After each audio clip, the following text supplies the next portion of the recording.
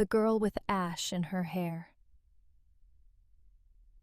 The worst part about scrubbing the Alpha's floors wasn't the ache in Alara's knees, or the chemical burn of lye soap on her cracked hands. It was the invisibility. Pack members stepped around her like she was furniture. Less than furniture, really, because at least they noticed chairs before sitting down. "Move!" Beta Marcus growled, not even glancing at where his boot connected with her bucket. Dirty water flooded across the marble she'd spent an hour cleaning. Alara bit her tongue hard enough to taste copper and started again. She'd been doing this for 6 years. 6 years since the former Luna, Margaret Ashford, had found 12-year-old Alara wandering the Pack's northern border with no memory beyond her own name. 6 years of being reminded she should be grateful for scraps and a servant's cot. The lunar eclipse gala is in 3 days, Head Omega Beatrice announced, her sharp voice cutting through the kitchen's morning chaos. Everything must be perfect. The Alpha is hosting dignitaries from 7 Packs, including the Council of Elders. Alara's wolf stirred uneasily inside her, that strange, muted presence she'd never fully understood. While other pack members shifted freely, Alara's wolf remained trapped behind an invisible barrier, accessible only in dreams that left her gasping and confused. "You'll serve," Beatrice continued, her cold eyes landing on Alara. "Try not to embarrass us. Though I suppose that's asking too much from a charity case with questionable bloodlines." The other servants snickered. Alara kept her expression blank, a skill she'd perfected over the years. Show nothing. Feel nothing. Survive. But tonight would be different. Tonight, something inside her whispered with unfamiliar urgency.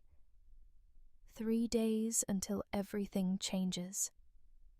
Alpha Caden Blackthorn stood at his office window, watching pack members train in the courtyard below. At 32, he'd led the Silverpine Pack for 8 years, ever since his father's unexpected death. He'd built alliances, strengthened borders, and maintained peace through calculated decisions and unwavering strength. He'd also learned to ignore the hollow ache in his chest where a mate bond should be. "The Elders are sending observers," his second Jameson reported. "They want to discuss the Unification Treaty." "And the real reason?" Caden didn't turn from the window. "They're concerned you haven't found your mate. Some are suggesting alternative leadership if you don't bond soon." Caden's jaw tightened. Political pressure to mate, as if the moon goddess operated on the council's timeline. "Let them observe." "They'll find nothing to criticize."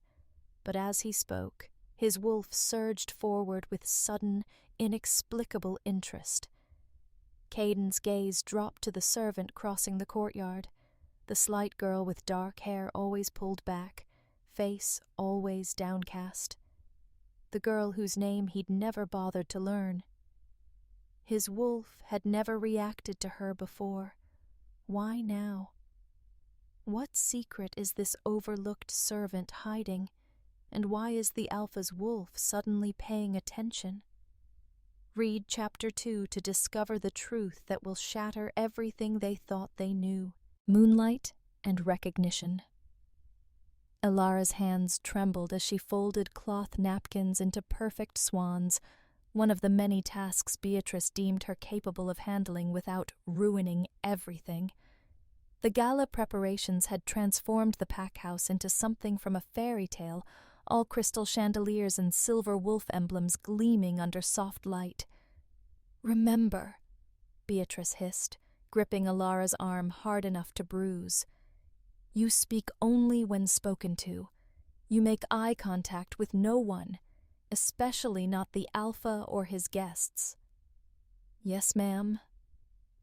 Alara had learned long ago that compliance was armor.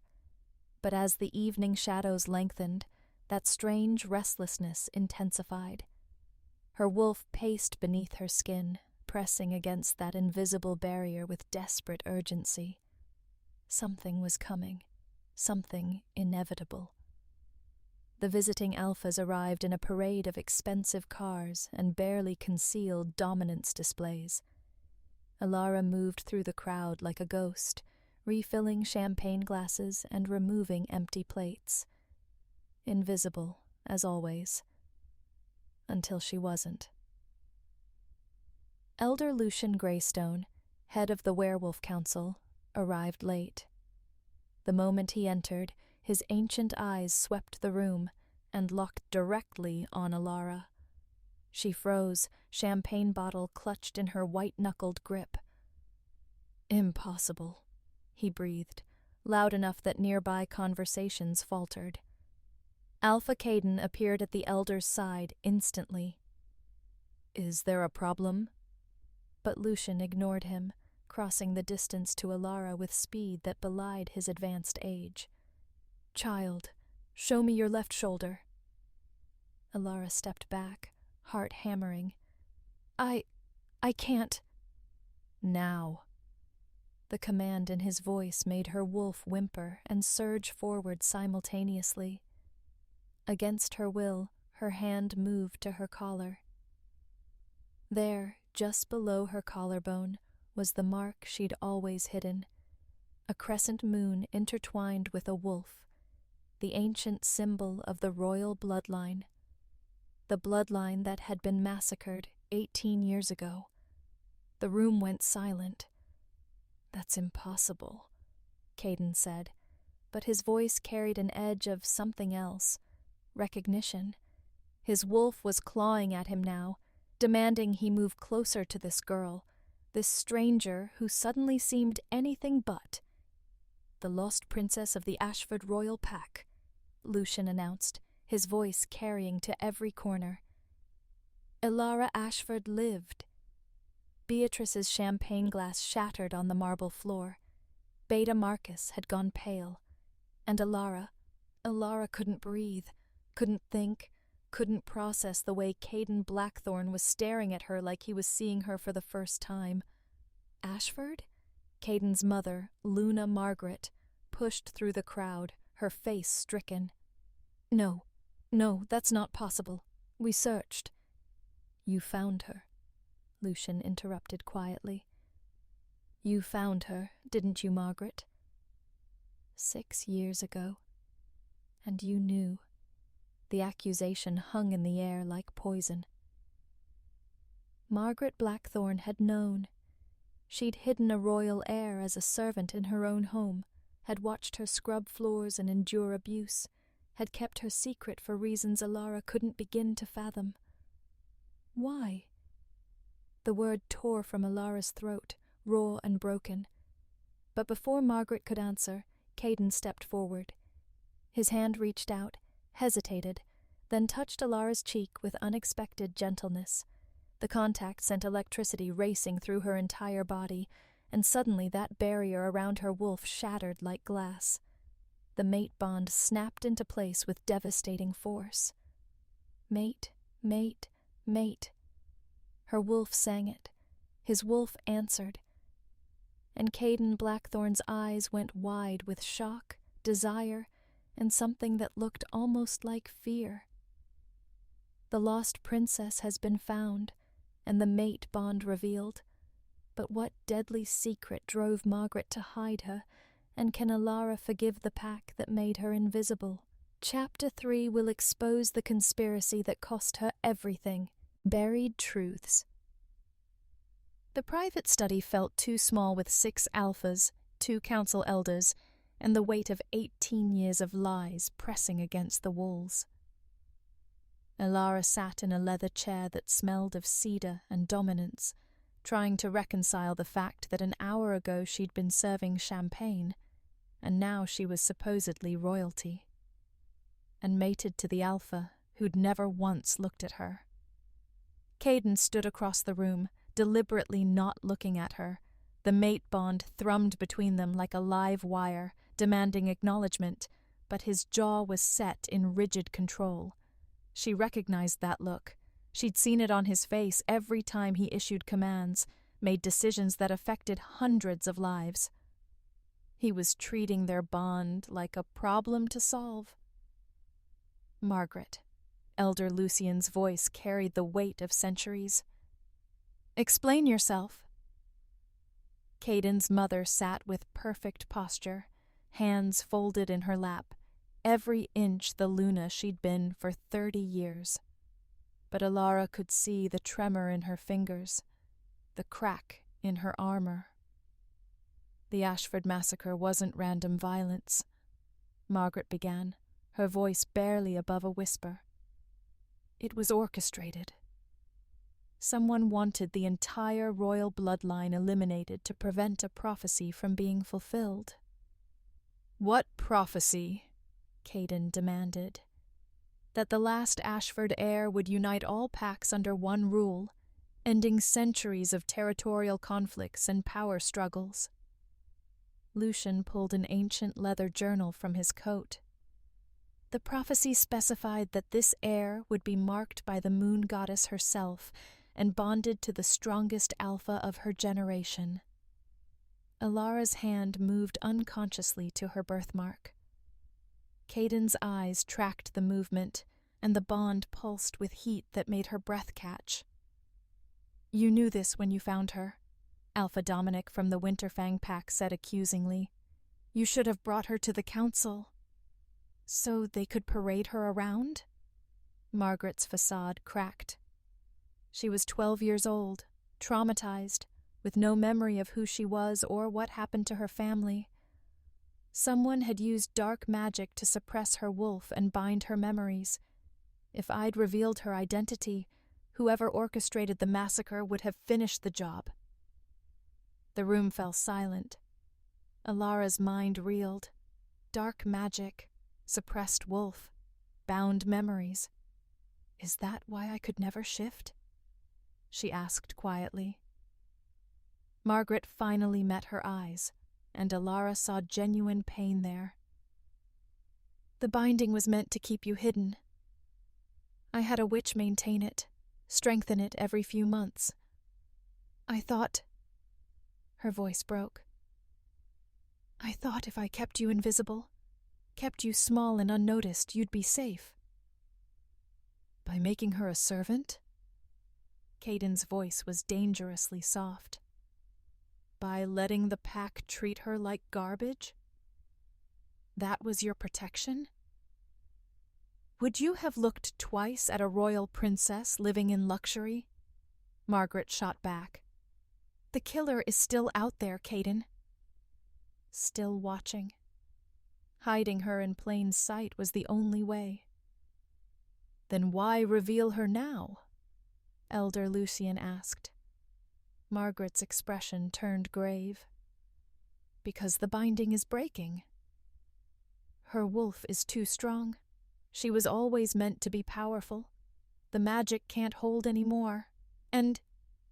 She hesitated, glancing between Alara and Caden. The mate bond accelerates everything. Once you touched her, once the bond formed, her true nature started reasserting itself. As if on cue, Alara felt something shift inside her. Memories, fragmented and hazy, began surfacing like air bubbles in dark water. A woman's laugh, strong arms lifting her, a lullaby sung in an ancient language. Mother. The grief hit her like a physical blow. She'd had a mother, a father, a family who loved her, and someone had slaughtered them all. Caden moved before she could process it, crossing the room to kneel beside her chair. His hand found hers, and the bond sang with rightness that terrified her. Breathe, he murmured, only for her.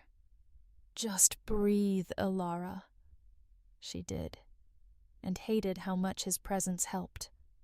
We need to know who ordered the massacre, Alpha Dominic said, before they discover she's alive. Too late for that, a new voice said from the doorway. Everyone turned. A servant Alara recognized, Quiet Thomas, who worked in the stables, stood there with a gun loaded with silver bullets pointed directly at her heart. "Sorry, Princess," Thomas said, his eyes completely black. "But dead royalty can't fulfill prophecies. A assassin has been hiding in plain sight, and Alara's life hangs in the balance. But will Caden's alpha instincts be enough to save his newfound mate?" Chapter 4 reveals the deadly conspiracy and the alpha's desperate choice. The alpha's choice. Everything happened in the space between heartbeats. Thomas's finger tightened on the trigger. Caden's body moved with predatory speed, putting himself between Alara and the bullet. The shot exploded through the study, but before the silver could find flesh, Elder Lucian threw up a hand, and an invisible barrier shimmered into existence. The bullet hung suspended in midair, spinning slowly. "Ancient magic," Lucian said calmly, as if he hadn't just stopped time itself. "Useful in emergencies." Thomas's black eyes widened. Before he could run, 3 alphas tackled him to the ground. The gun clattered across hardwood, and the possessed servant began convulsing, black smoke pouring from his mouth and nose. "Necromancy," Margaret breathed, horror-struck. "Someone's using death magic to control pack members." The smoke coalesced into a shape, vaguely human but wrong, all sharp angles and hungry darkness. When it spoke, the voice echoed from somewhere far away. "The Ashford line ends tonight. No prophecy, no unification. The old ways will prevail." "Show yourself, coward," Caden snarled, his alpha command making windows rattle. The shadow thing laughed. "I've been closer than you think, Alpha Blackthorn. Closer than you could ever imagine." Then it dissipated, leaving Thomas unconscious and bleeding from his eyes. Alara stood on shaking legs, her wolf finally breaking through that last barrier. Power flooded her system, ancient and vast, making the lights flicker and every wolf in the room drop their eyes in automatic submission. Except Caden. He stared at her with wonder and hunger and something that looked like awe. "Holy hell," Alpha Dominic whispered. "She's not just royal. She's the strongest wolf born in 3 centuries, Lucian finished. Yes, the prophecy wasn't just about bloodline, it was about power. The Ashford heir was always meant to be extraordinary. Alara felt it now, the full weight of her wolf's strength. She could sense every heartbeat in the pack house, could feel the territory's boundaries like extensions of her own skin. The power was intoxicating and terrifying in equal measure. "We need to leave," Margaret said urgently. "If they're using necromancy, they'll send more." Stronger attacks. "No." Alara's voice came out different, layered with her wolf's resonance, carrying authority she'd never dared use before. "Running makes me prey. I'm done being prey." Caden's eyes flashed gold with approval, and the mate bond practically purred. "The pack house is the most defensible location," he said, addressing the room but never taking his eyes off Alara. "We lock down. No one in or out. Council members stay as witnesses, and we figure out who the hell is behind this." "Agreed," Lucian said. "But the girl needs training. Her wolf has been suppressed for years. She doesn't know how to control that much power." "I'll train her."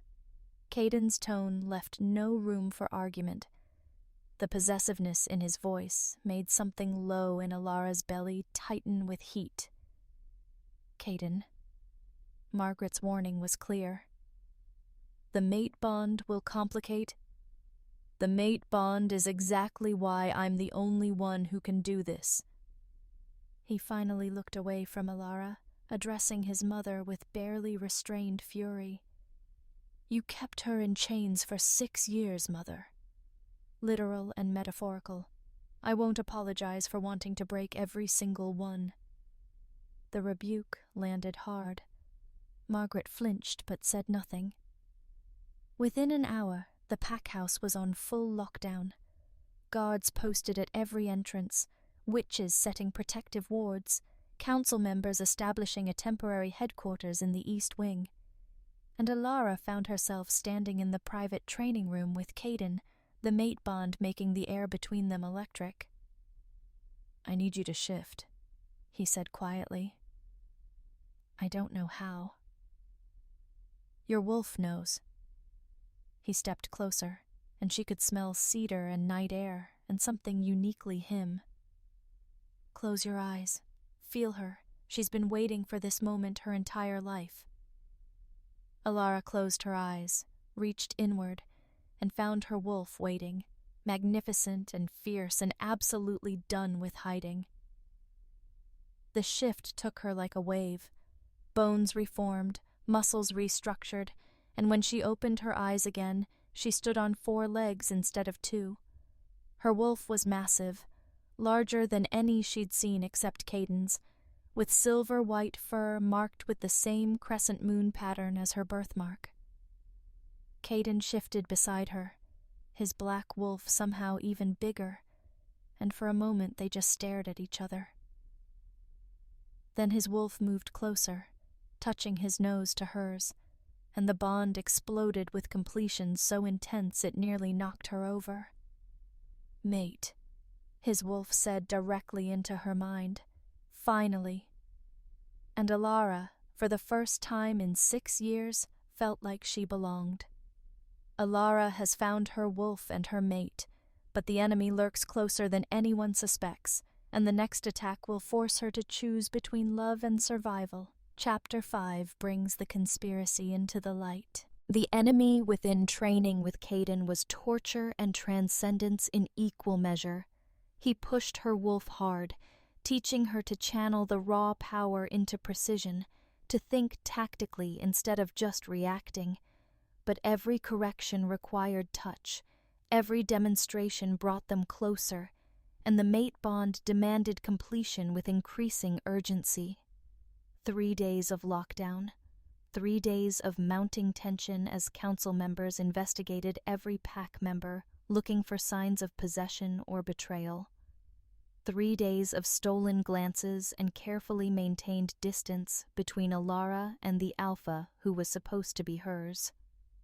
"Again," Caden commanded, watching her practice defensive maneuvers in human form. "You're telegraphing the strike." Alara reset her stance, muscles burning. She'd gone from scrubbing floors to combat training, from invisible servant to potential Luna, and the whiplash was dizzying.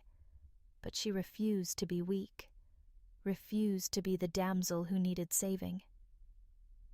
"Better." His approval sent warmth through the bond. "You're a natural fighter. Makes me wonder what else Margaret suppressed." They didn't talk about his mother much. Margaret had been confined to her quarters, officially under council investigation, but really being kept separate from Alara. The betrayal was too fresh, too complicated. "I don't know if I can forgive her," Alara admitted, catching the water bottle Caden tossed her way. "She watched them treat me like garbage. Beatrice, Marcus, all of them. She could have stopped it. She should have stopped it." Caden's voice carried an edge that made his wolf flash behind his eyes. "What they did to you, what I allowed by never questioning it, you didn't know. That's not an excuse." He moved closer, and despite everything, her body leaned toward his. "I was alpha. It was my job to protect everyone in this pack, including you, especially you." The mate bond pulled tighter.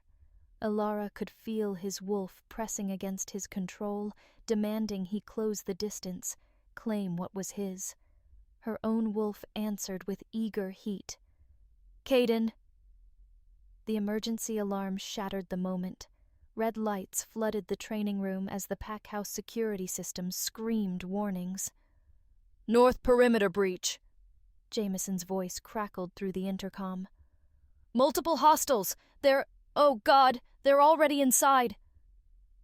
Caden shifted mid-run, and Alara followed him through corridors that filled with combat-ready wolves. They burst into the main hall to find chaos. Dozens of pack members with those same black eyes, moving in coordinated attacks against anyone who resisted. More necromancy. More possession. But this time, the shadow creature was visible. A massive, writhing darkness that wore a sickeningly familiar face. Beta Marcus. "Hello, Princess," Marcus said, his voice layered with that otherworldly echo. "Did you really think I spent 6 years tormenting you out of simple cruelty?" "I was preparing you, breaking you down so you'd never realize your strength, never become the threat the prophecy promised." Alara's wolf snarled. All those years of abuse, of deliberate humiliation, it had been intentional conditioning, keeping her weak and compliant. "You orchestrated the Ashford massacre," Caden said, circling Marcus with lethal intent. "I helped." Marcus's possessed body moved with unnatural grace. "I was promised power in the new order." The werewolf world doesn't need unification. It needs strong alphas ruling their territories through strength. The prophecy threatens everything we've built. "We?" Elder Lucian appeared from the east wing, power radiating from him. "Who's pulling your strings, Marcus?"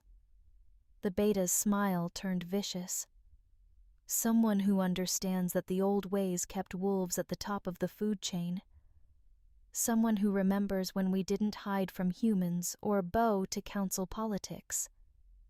He raised his hand, and every possessed pack member moved in unison, not attacking, but forming a circle around Alara, cutting her off from Caden and the others. "The thing about necromancy," Marcus continued, "is that it requires a death to fuel the magic. Preferably a significant death, a royal death." Silver knives appeared in possessed hands. Alara felt her wolf surge with power, enough to fight, but not enough to defeat 24 controlled wolves without killing them. These were her pack members, victims of possession. She couldn't slaughter them. Caden lunged forward, but Marcus threw up a barrier that sent the alpha flying backward. "No interference," the possessed beta said. "This is between me and the princess." Alara met Caden's eyes across the distance, saw the desperation there, the alpha instinct to protect his mate warring with the understanding that she needed to be more than protected. She needed to be powerful enough to protect herself. "Trust me," she sent through the mate bond. Then she closed her eyes and did something Margaret's binding had never allowed. She reached for the full depth of her royal bloodline. The power answered like an avalanche. When Alara opened her eyes, they glowed silver white, and the ancient magic of the Ashford line flooded through her. She could feel her ancestors' strength, their knowledge, their authority over all wolves. "You want the old ways?" she said, her voice resonating with that ancestral power. "Let me show you what the old ways really look like." She released a pulse of pure alpha dominance. Not Caden's masculine strength, but something older. The authority of the wolf goddess herself, channeled through royal blood. Every possessed pack member dropped to their knees, the black-eyed control shattering under the weight of her command. The shadow creature screamed as its hold broke, and Marcus's body convulsed, fighting the possession. "Impossible!" the shadow roared. "The binding is broken," Alara said calmly. and you're going to tell me exactly who sent you. Alara has claimed her power, but forcing the truth from Marcus will expose a conspiracy that reaches to the highest levels of werewolf society, and the revelation will test her bond with Caden to its breaking point. The final chapter brings shocking betrayals and fateful choices. The crown and the mate.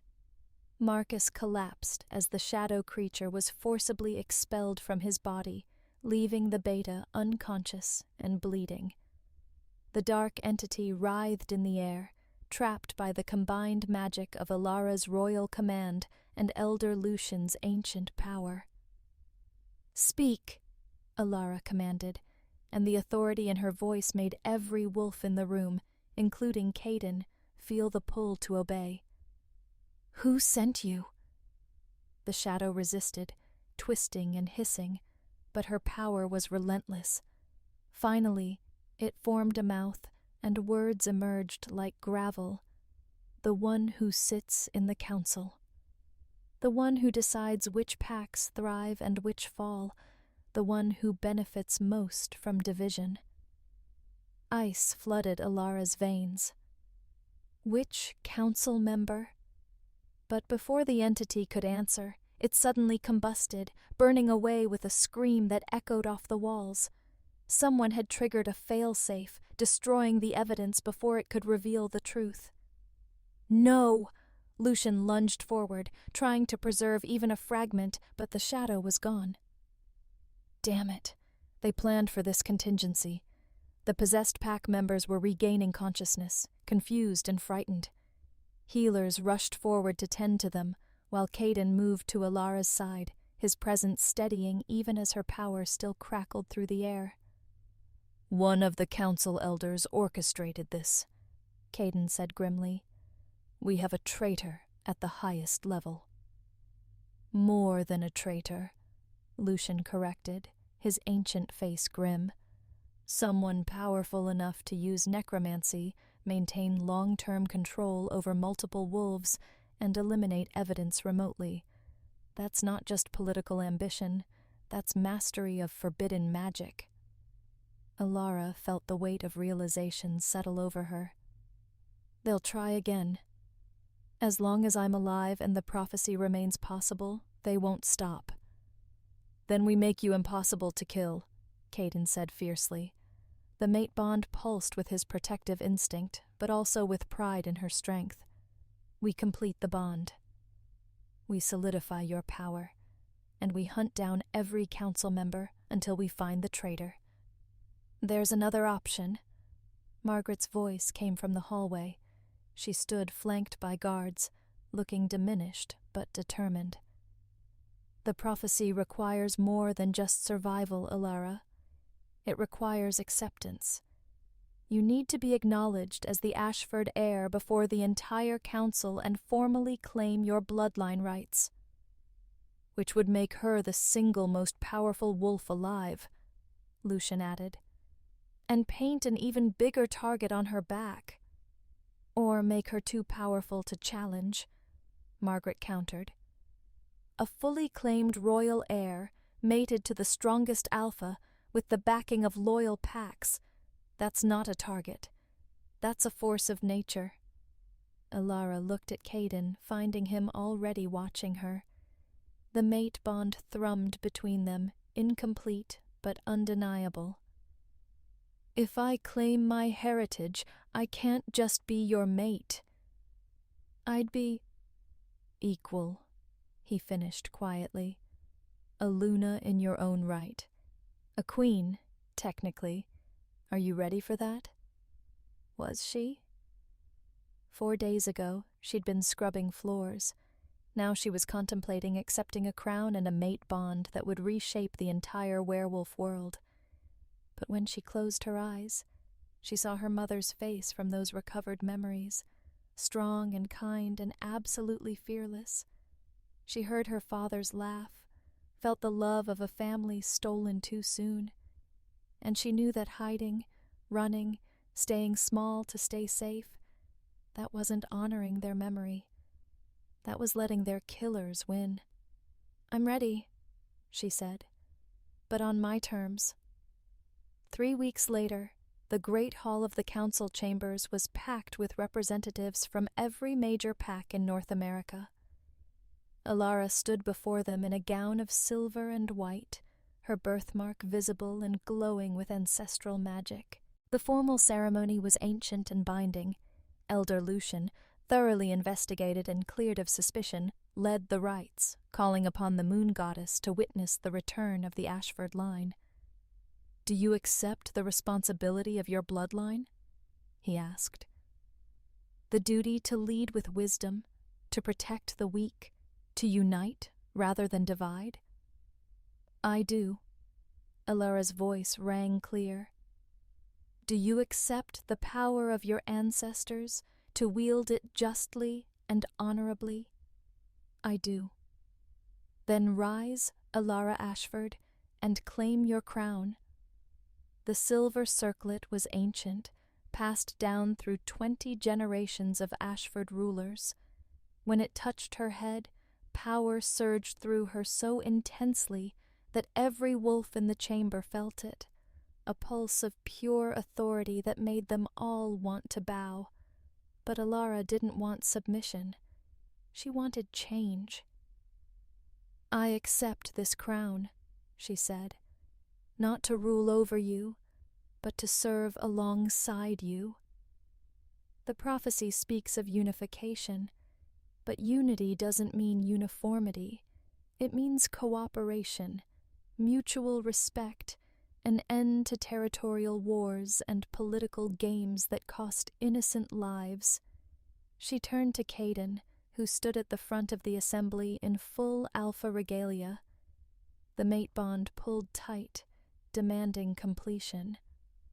"And I claim Caden Blackthorn as my mate, my partner, my equal in all things." His eyes flashed gold. "I accept."